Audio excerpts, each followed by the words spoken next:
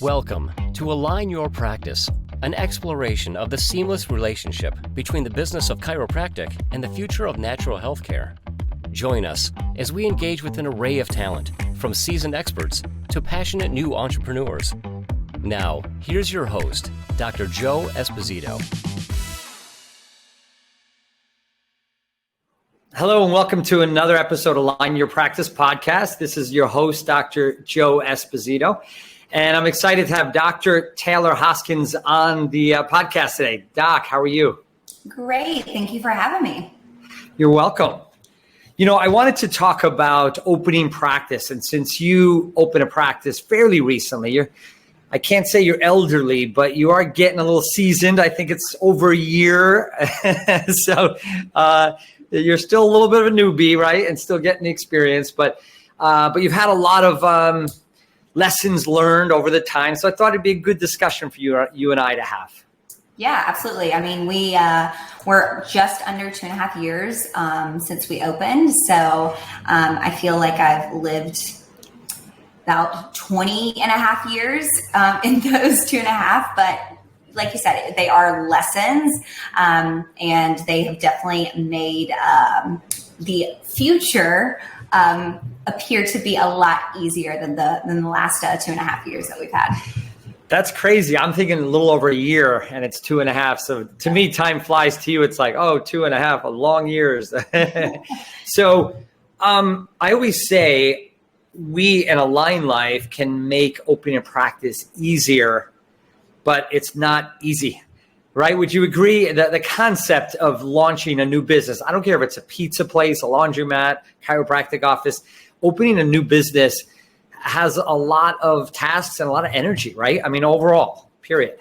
Yeah, absolutely. I remember in chiropractic school, everyone talks about opening their own business, or everyone talks about, owning their practice, or I'm just going to work as an associate for a couple of years and then I'm going to open my practice. And we talk about it like it's just no big deal.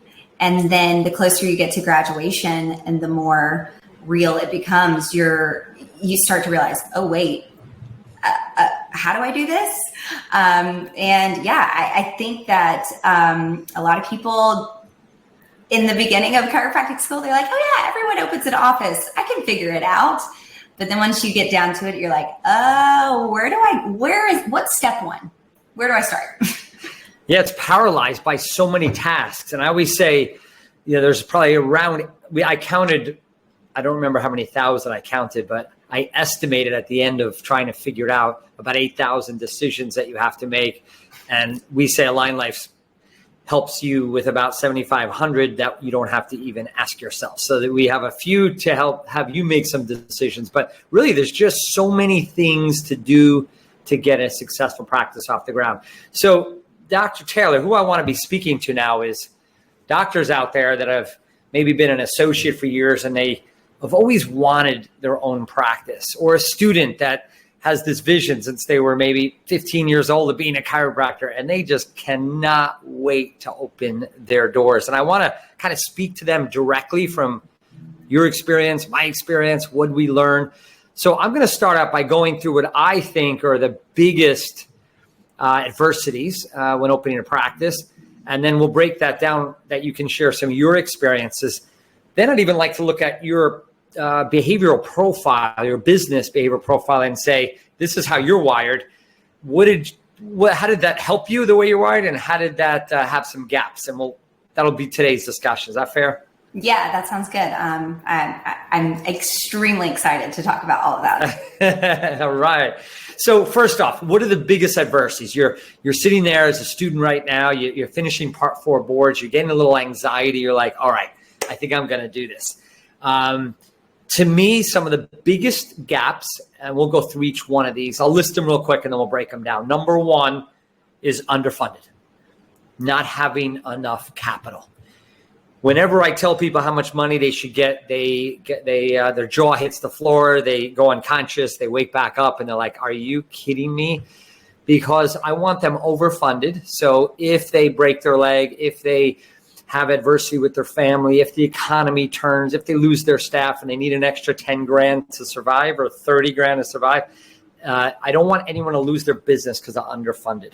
That's the most painful. You know you're getting there, and you can't pay your rent and your payroll, and you have to close. That I couldn't think of a more painful, disheartening situation. Number 2 is not having systems to move the numbers before you run out of cash is 2. And number 3 is not knowing how to hire and onboard your staff, that they become liabilities. They don't help you. You burn out your money. Again, at the end of the day, you're going to burn out money on one of these 3. So let's go with the first one, underfunding, which one of the reasons why I wanted you on is you pulled it off with pretty low funding that I was actually questioning you, if you remember, like, Tal, I don't know if we can do this.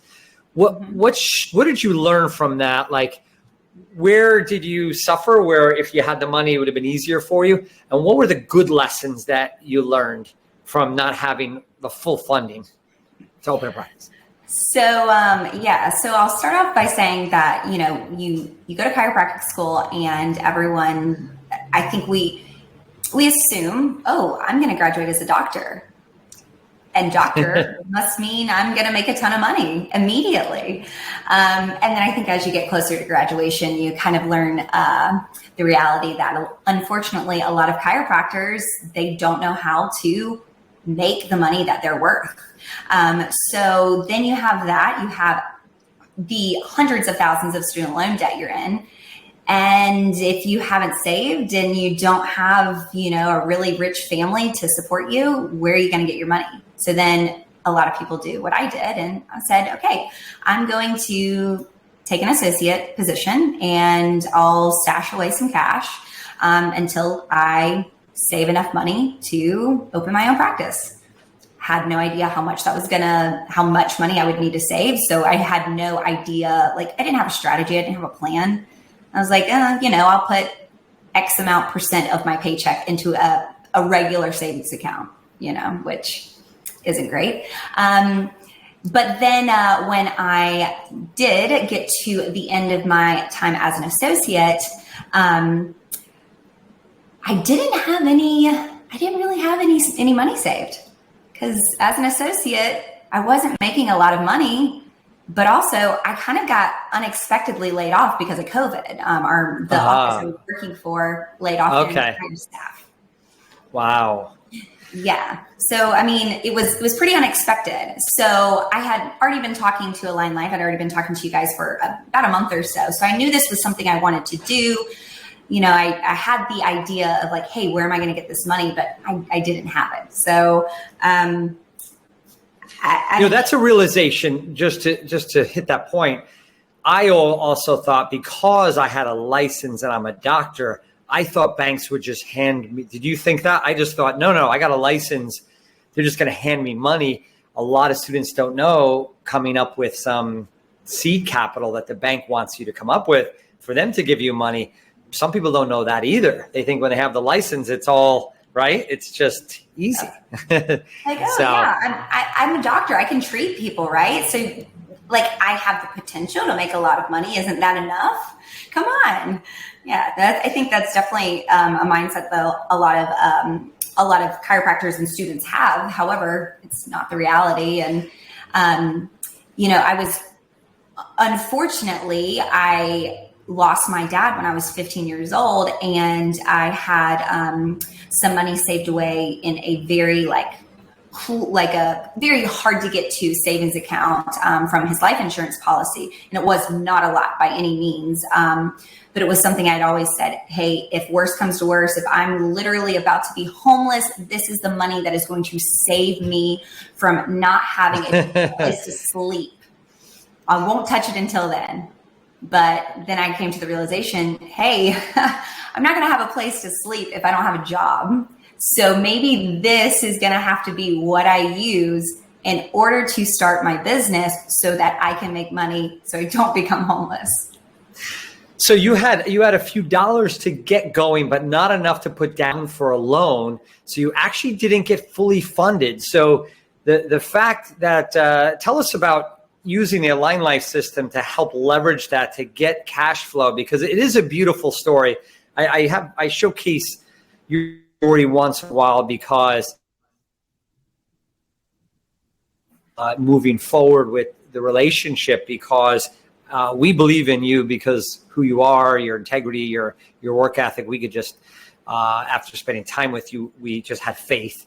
So tell us a little about, there's also lessons learned about yourself. There's lessons learned about business when you don't have the money. You can't throw away money because you don't have it. So you have to be pretty purposeful, pretty good intention every day, every dollar, right? When you have limited. So you don't have the chance of making a $30,000 mistake. You just couldn't. So tell us about utilizing the Line Life system in that regard. Does that save you when you have limited dollars? And what did you learn? Because there's some, I can't say good, but there is some good lessons learned when you're on a shoestring budget, that you don't have the leniency of throwing money everywhere, right? You have to be really focused, I think. So did that help in a weird way to be focused when you know there wasn't the dollars to play with? Yeah, for sure. Because I mean, yeah, you're right. Shoestring budget. That's. I think that's even giving me more credit than what I had. And I'll just to be transparent with people, because I think a lot of times we hear people say, "Oh, well, I didn't have any money," and then they say, I only had $75,000 that I scraped up out of my savings. I had 10 grand. That's it. I had $10,000. You can't do much with $10,000, whether you're opening a practice or, maybe you can buy a really cheap house. But you can buy a used car. You can't do much with $10,000. So, using the Align Life systems when I was on such a tight budget, I think the biggest thing that it helped me, or the biggest, the way that it helped me navigate it, this journey, truly the best, is knowing that the money that I put towards like digital marketing. I remember I sent you a text one day whenever we were getting this started, and I was like, I don't know what we're going to do about marketing. And you said, you got to put at least $500 towards it. You got to figure it out. And I was like, okay, I've literally spent all 10,000 of my dollars though. So what do I do? And I figured it out, and I put that $500 towards it. And was it a lot? No. Was it going to get us all of these digital leads? No, but it did get us digital leads, and it got people to come in the door. So I knew that was something that I could put my money towards and not set it and forget it sort of thing, not have to worry about it, that was nice because the stress levels were very high. Yeah, and on the Align Life side, on the corporate side, that means a lot, because we spend so much time vetting out these people to make sure that 500 doesn't disappear. Because in the field of chiropractic, there's probably 70 players are doing digital marketing, and you can hear stories. I put $5,000, I didn't get much out. Then I hired this one for $6,000, and then and they're going around in circles. And although there's great success stories, there's also a lot of pain of vendors that may not produce. And if you have limited dollars in Align Life, we vet out every single vendor. Ensure that they can get a return on your money before we allow you to spend your dollar. So I appreciate that story, that last 500 did go and start the funnel of creating lead generation for your clinic. So that's great to hear. The second, so that underfunding is one of the conversations. The second one is we talked a little about systems, which we'll break down more on a future podcast. The third one is staffing. And I want to pull in we're going to be doing more and more, I know, with the student clubs we're doing now, but looking at what we call that profile called a PDP profile. I always call it a business behavioral profile, because it kind of tells us how you're wired. And I'll go over how I'm wired. I'm wired as 2 up, 2 down. So I'm off the chart dominant. It was funny, Stephen Franson looked at mine, and he said, and so did the PDP people, I've never seen this in my life. My first is dominance and extroversion is off the chart top, where it hits the top of the level. And then my pace and patience and my compliance is on the bottom. Like, it's just at both ends of the spectrum. So I'm more low compliant. I'm a typical CEO, big vision, not as good of an implementer. I have a lot of extroversion, so I could speak, but I'm going to fall down on systems without a manager. That's my profile. Yours, you can explain real quick, somewhat similar, but I had thought you were high extroversion, but you're not. So explain yours. Similar, Yeah, right? it's so funny because, you and I are very, very, very similar in terms of like dominance, very dominant. And I am very much lower when it comes to the pace and the patience and also the systems. I want to do things my way and I want it done right now. The area where we vary is our introversion, extroversion. So you're highly extroverted. And most people do, when they meet me, they think I'm extroverted because I can be. However, naturally, I'm more introverted. I'm below the line, as we say in the PDP, and I'm more towards that introversion. However, when I'm stressed out, I get extroverted. To try to fill that gap. Right. When things have to get done, I can turn it on. I can perform, if you will. And, that definitely can be to my advantage, but it can also be to my disadvantage as well. But yeah, learning that PDP, oh my gosh, like that right there, I wish that someone had shown me that way earlier in my life.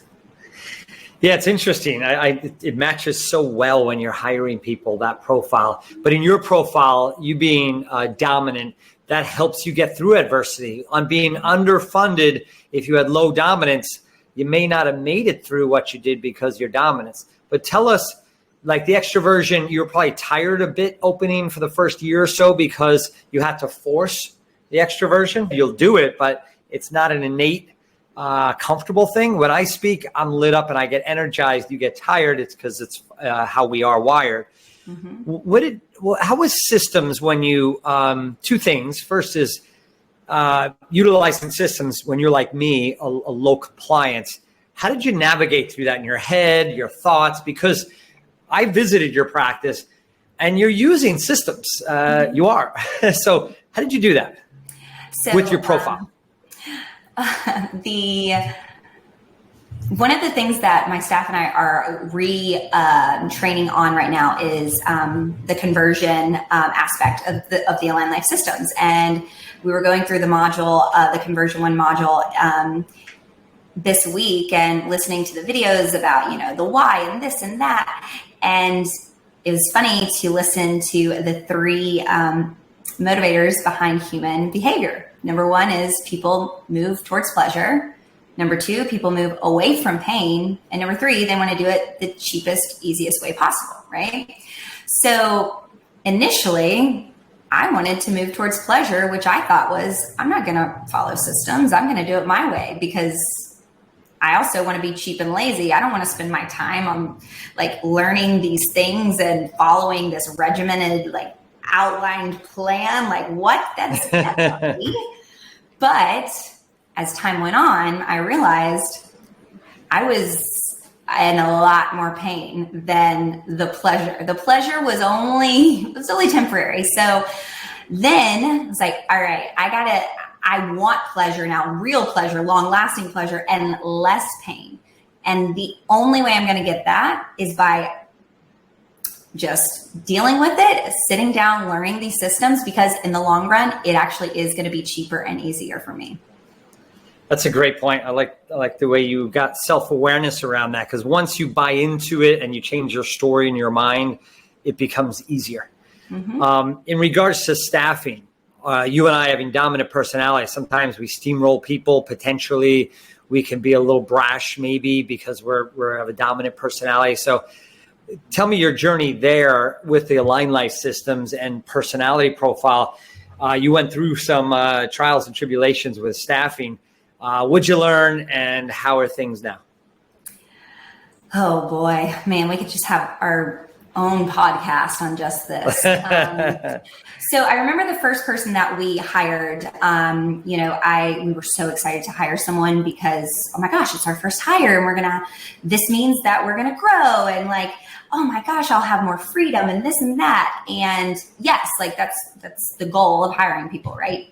But if you don't do it properly, that's not the outcome most of the time. So because I'm highly dominant, but I am introverted, a lot of times I can be, and I'm very urgent. I'm super urgent. I want it done right now.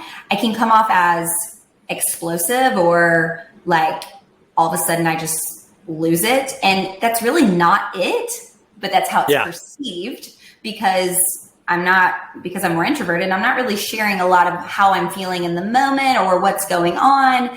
And then all of a sudden I just say it and people are like, whoa, okay. So then that leads to less respect from the people that you are hiring.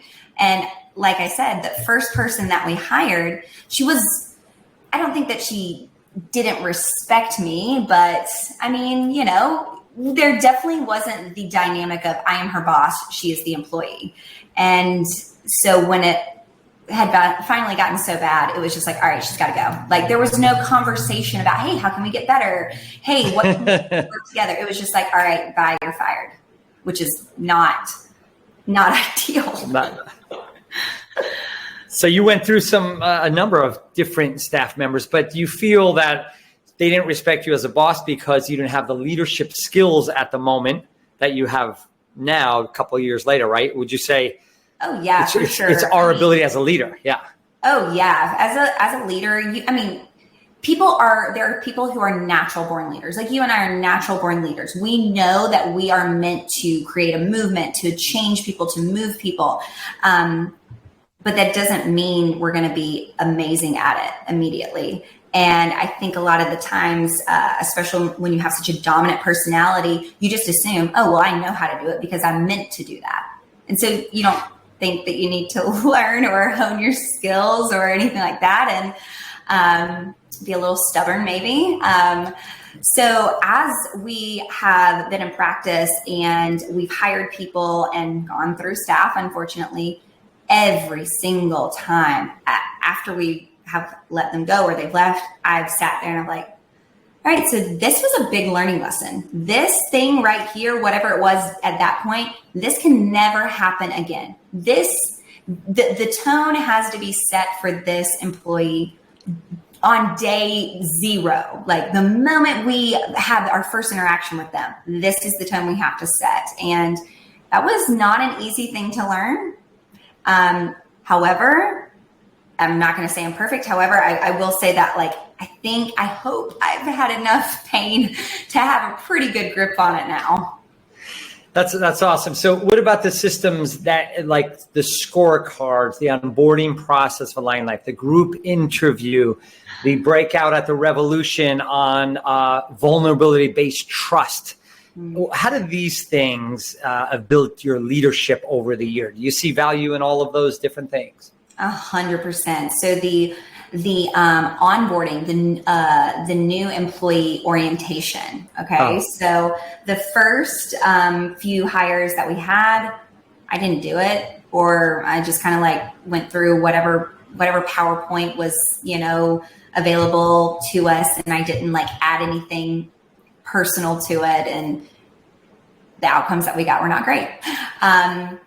Our current CA, when we hired her, we spent probably 3-4 hours onboarding her first day, going through this PowerPoint, going through the employee handbook, talking about the scorecards, the scorecards. We told her, this is how you know whether you are excelling at your job and, you're doing what you're supposed to be doing, what we expect of you, or this is how you know if you're in danger of losing your job. And this is what you need to look at to say, okay, I need help, or hey, I need to continue to be great at what I'm producing, But I will say the vulnerability exercise that we did at Revolution, that was very eye-opening. Very eye-opening. That was my favorite thing. And I dragged it on an extra hour because I kept walking around going, there's a breakthrough. I can't, they're about to. And then I see this breakthrough. I'm like, oh my. Then I see over here and I'm like, keep going. It's too good. So I realized we all need that. We all need to get vulnerable with people. We need to build our leadership. I think that's the thing I'm most proud of over the last year and a half with Line Life is not creating more forms and process, but just focusing on teaching leadership. It's such a gap in business, especially small business, right? It's not something that's taught very often in small business. Before we got on the call, the podcast, you had said one of the things that got you through this was the Align Life Tribe. And the tribe we call is the group of doctors and clinics. But you also said the corporate tribe, meaning the team that I assist with and support. Talk through that. What was the benefits for those that are looking at Align Life? Because some people on this call may be, looking at the Align Life opportunity and saying, where's the benefit? Tell us about the Align Life Tribe from your perspective on opening a new clinic. Yeah. So I will say that I knew Dr. Mariah Schaefer, Dr. Raymond Nichols. We went to school together. We're best friends. And they were already part of Align Life. So I had a glimpse into what Align Life was through them and through what they were telling me. So I knew it was good. I knew it had to be good. However, once I became a part of Align Life, that's when I really realized this is worth way more money than anything, because at any moment, I know any other doctor in the franchise, any other CA, any other office manager, anyone, I can call them, I can text them, I can email them, and they're going to answer me.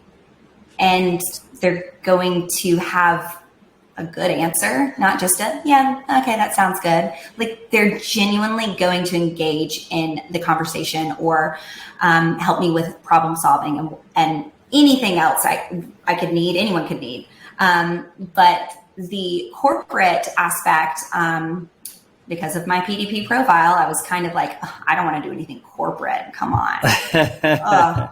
But I will say, and I want anyone who has that mentality to really listen to this, this is not like corporate that most people think of.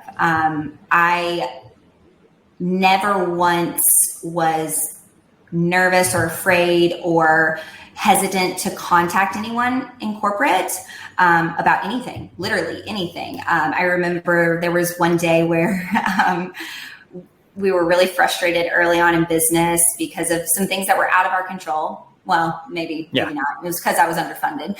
But and I think we emailed Carrie Quinn in corporate, and we said, this is what's going on. And she said, I don't have an answer. I don't have a solution for you. But if you want to jump on a 30-minute call and just vent, and I can just be there for you, let's do it.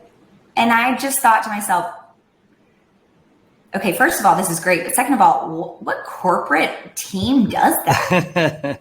And that is one thing I've always thought. And then the last thing that I'll say that I think is very important for people to know, because I pride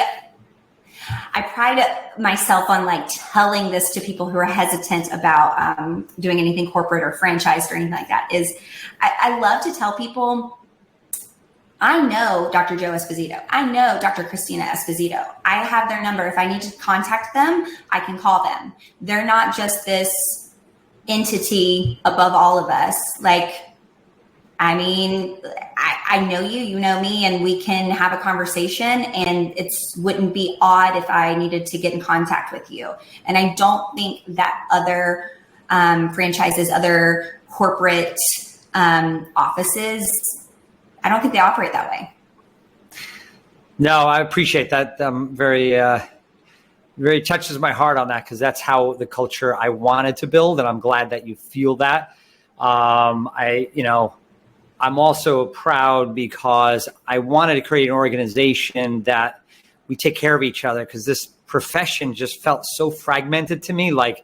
I felt more fighting than support. And I was a weird guy that if I couldn't get some results, I would refer to a chiropractor down the road and say, you got a different technique. I sent the check to them with my staff and the patient, and they'd be like, what are you doing? I'm like, well, I want them healthy and I'm not getting the result. Can you take a look? And here's the full payment prepay. They're like, you're weird. So I always liked unity on everything, whether it was sports as a kid and it just seemed this profession was just against each other in a weird way. So I appreciate that you feel you could call another office manager, another doctor, another staff member, and they lean on you. And I know from my heart that you're going to do that to other people. I know that 100%. If someone calls you, you're like, all right, I got you. I'll take care of it. And that's the beauty of above systems. It's relational. Life is relational. Business is relational. There's systems and it's all great, but it comes down to a culture. And that's, I appreciate you acknowledging that. Into closing up right now, you're now in a beautiful office. I visited and I was really, it was because I remember the beginning and you were one of the ones that was totally under fun and something I shouldn't have done. I'm just proud that you and I made it happen. I didn't make it happen. You made it happen, but I took the risk and I'm so proud of what you've done. You have a beautiful office and you're serving people and changing lives. And that's why we all do what we do. It's why I created Align Life. It's why you became a chiropractor, right? Is people are getting healthy and we're telling the story about the truth about healthcare. So I think it's always good to end on mission. But if you have any final words, I appreciate your time and your insights and sharing with people that are on this call listening that may be scared or misdirected or they don't know what to do. And I think your words were very meaningful. So I appreciate that. Any final words closing up today? Well, I want to say thank you for saying that you're proud of me. Cause I mean, it was rough, when you're in it, it feels so difficult and it feels like it's never going to get to any other place than what you're in. And, now that we're on the other side of that, it's looking back, it's like, oh my gosh, whew. And, I definitely am proud of myself as well. I just want to let other people know that if you are scared and if you are hesitant and you don't know if a system-based, option is right for you, or I don't know, whatever it might be, focus less on that and focus more on being with a tribe of people who want what is best for you and they want to help you serve your mission and your purpose in life. Because like you said, it is all about culture. And if you're in a culture like that, I don't know how you can fail or how you could ever regret becoming a part of that.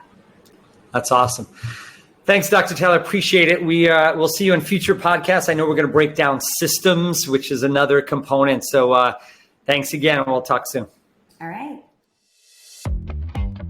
This episode was brought to you by Align Life Chiropractic and Natural Health Centers.